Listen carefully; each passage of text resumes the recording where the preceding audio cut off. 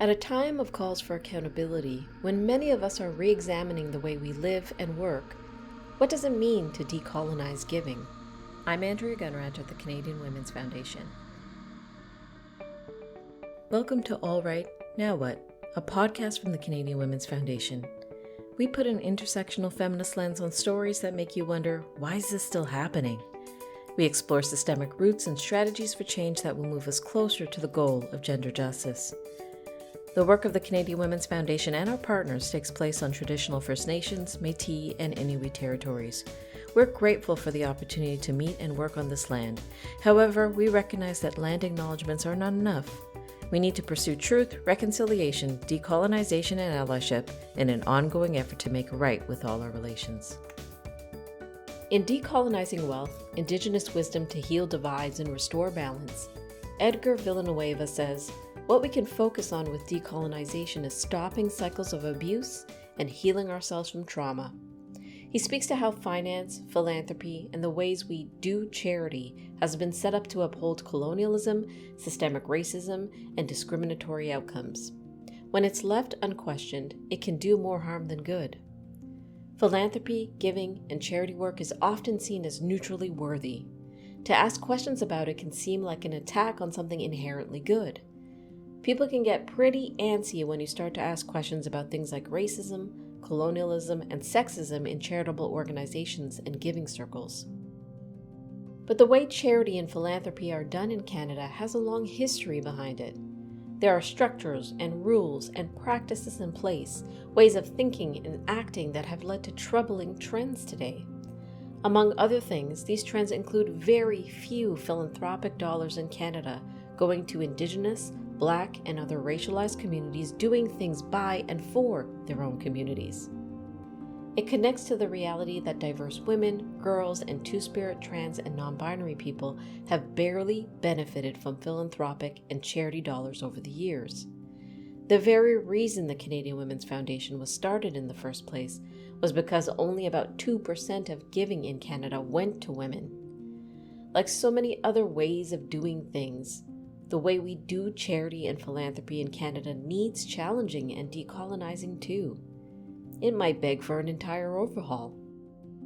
It's National Philanthropy Week, and I'm contemplating the insights I've learned about what it means to take a decolonizing stance in giving and philanthropy from our guest, Kris Archie.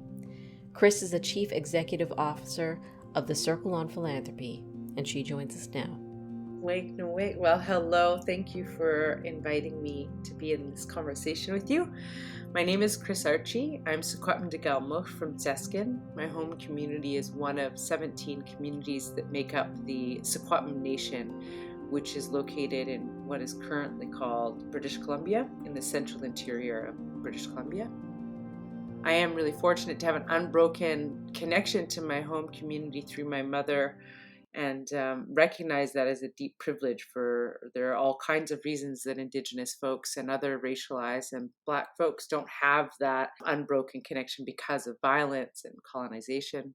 My father is a fourth generation settler Canadian whose family benefited from stolen land and settled the southern Saskatchewan prairies around Ravens Crag and Maples Creek. This story about who I am and who my parents are really connect to this question about my passion. I feel like I'm a walking, living, breathing demonstration of reconciliation, a notion of what it means to find some sense of balance, some right in places where harm has been done. For all of my life, I think I've been a very naturally curious person, which means that I happen to be quite dialogic in my nature. I love to be in good conversation with folks.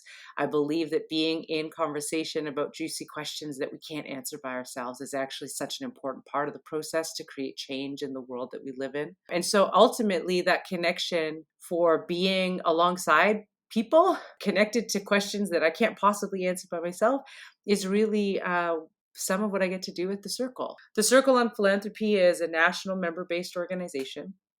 We serve two primary member audiences. The settler philanthropic sector, made up of community foundations, family foundations, private corporate groups. Our other primary member audience are Indigenous organizations, grassroots movements, First Nations, Métis and Inuit communities specifically, as well as Indigenous charitable organizations and non-qualified donees. Our work is really about mobilizing wealth from settler philanthropic coffers into the hands, the decision-making authority, and into the brilliant solutions and ideas that Indigenous-led efforts have for the world that we live in.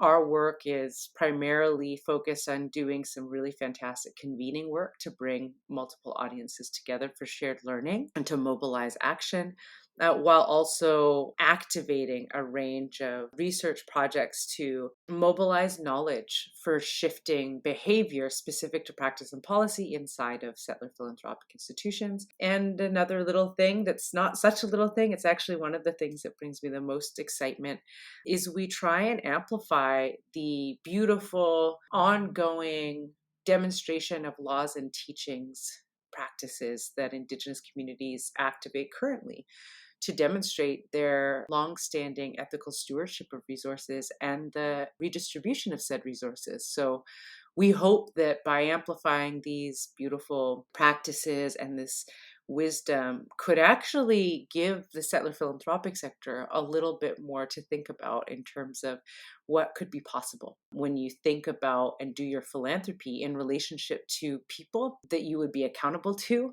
that is in relationship to place, and that really, of course, always has some analysis of power and how we share it and redistribute it. What does it mean to decolonize wealth and charity?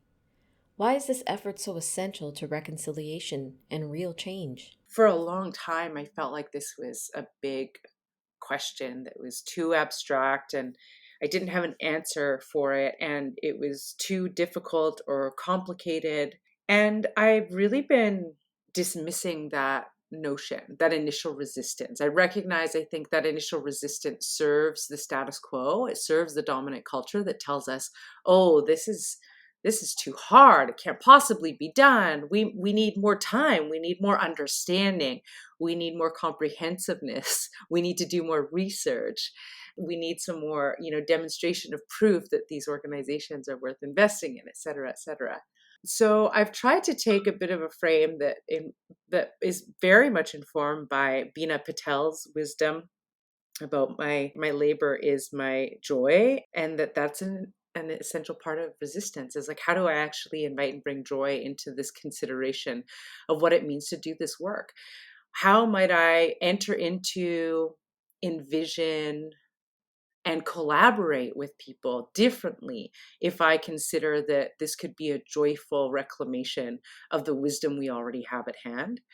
So what does it mean to decolonize wealth? I mean, first of all, we have an amazing project that's launched called the Feast House, and it's our commitment to showcasing the amazing efforts of Indigenous-led organizations and movements and projects that exist from coast to coast to coast, so that folks can understand that we're not talking about trying to do something new. We're just trying to amplify these age-old intergenerational practices of wealth redistribution and being in deep accountability and relationship to land, to language, to community. This idea that decolonizing wealth is hard serves folks who benefit from the way it is now. If we talk to folks, more and more foundations who are doing a lot to bring in really fantastic screening to their investment portfolios, what I've heard from them is, oh, we just realized we had to start asking investment managers a certain kind of questions, and then they came with the right answers and we could make very different choices. And damn, it feels really good to be doing things differently. And now that we know how easy it is and how necessary it is, we just can't wait to spread the word. An essential part of decolonizing any behavior is to first understand kind of who is served by the behavior at hand and how we might actually center Black and Indigenous and racialized worldviews, perspectives, and teachings to advance the issue at hand. So how do we think differently about charity? Well, first of all, the Feast House is really focused on amplifying the efforts of Indigenous-led organizations.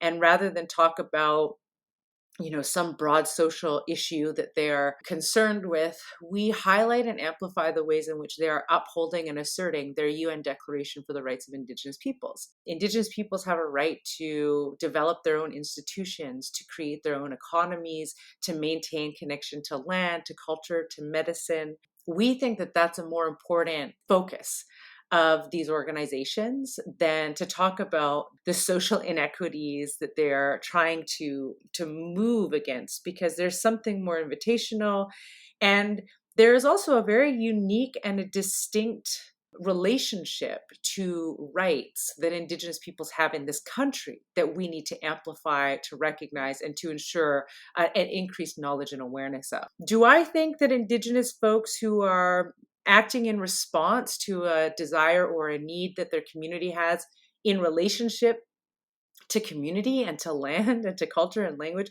do I think that's charity? Hell no. I think by all means, that is them asserting their rights. They're demonstrating their sovereignty to take care of their people, to protect their waters and their lands. And in many ways, when we support the actualization of rights, it supports us all. Day to day, what can we do to support the efforts to decolonize wealth in our own lives and communities? First and foremost, you can give land back.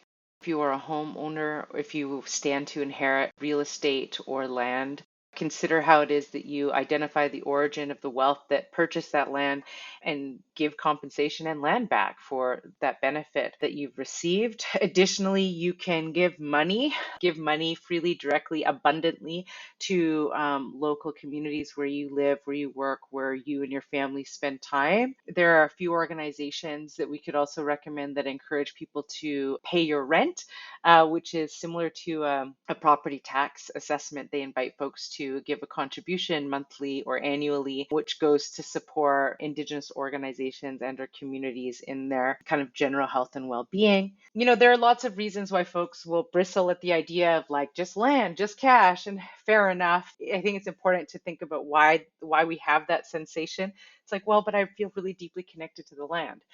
Yeah, tell me about it. As an Indigenous person, my deep connection to the land goes back multiple generations. And so if you have that sensation of how dear it is to you, I invite you to consider what that means for folks whose ancestors have walked the lands since the beginning of their origin stories. Additionally, to support conversations around decolonizing wealth, I think it's really important that families are interrogating their notion of wealth and abundance. If the conception of wealth is only around financial means, then I think that families, that neighborhoods, communities, faith-based communities, they are leaving so much possibility and contribution unactivated in their local communities if they're not thinking as well about their talent and their time and the ways in which they can activate that for the benefit of local communities. Those are a couple of ways that it becomes really helpful to build a relationship to a concept of abundance and wealth, and would certainly welcome that folks, again, take a look at the Feast House, which is a place that we talk about being one that centers Indigenous power, strength, responsibility, and generosity. There are some really beautiful articles there that provide some conceptions of what abundance and wealth means and what it means to share and redistribute that in a good way. And I hope that could be food for thought for folks, but more importantly, food for action. All right, now what? I love Kris's insight about decolonizing wealth, that it's not too big to do. It just takes being intentional about how you go about it. And there are things we can do right now towards it. Do check out the Feast House at feast-house.ca, which features transformative, Indigenous-led work connected to communities and territories. And if you're part of a philanthropic organization or group, the Circle on Philanthropy is offering a year-long fellowship program called Partners in Reciprocity. It's a fantastic peer learning program dedicated to supporting philanthropic teams in a reorientation towards justice and equity. Learn more about it and apply at the-circle.ca. Please listen, subscribe, rate, and review this podcast and share it with others. If you appreciate this content, if you want to get in on the efforts to build a gender-equal Canada, please donate today at canadianwomen.org and consider becoming a monthly donor. And thank you for being tireless in your support for gender justice.